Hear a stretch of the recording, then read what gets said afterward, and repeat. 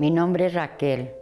Las enfermedades que yo tenía eran de gastritis, colitis y de mis rodillas que se me inflamaban, las traía yo muy inflamadas.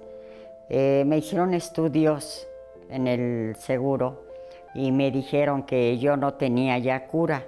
Yo no podía ya ni tomar agua porque no la soportaba en el mismo estómago de tan inflamado que lo traía.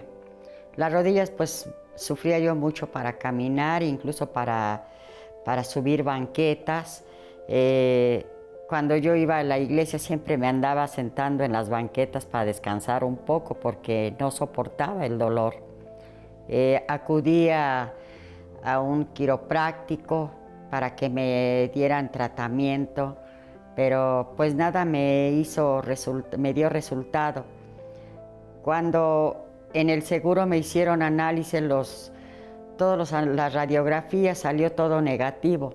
Entonces me mandaron a otra clínica, según para que me hicieran otros estudios, pero definitivamente el doctor ahí me dijo que hablándome en claro, que yo ya no me iba a curar, que yo iba a depender de un bastón o de una silla de ruedas porque se iban a ir debilitando mis piernas y llegaría el momento en el que yo ya no caminaría más. Yo conocí el Centro de Ayuda Universal y en estos días estuvo la gota del milagro, ¿no?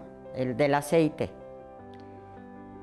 Estuvo el aceite y con eso fue con lo que me ungí.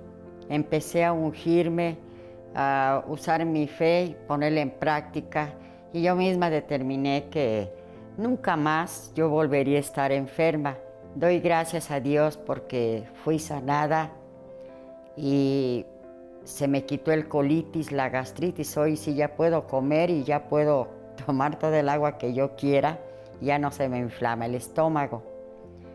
Estoy sanada.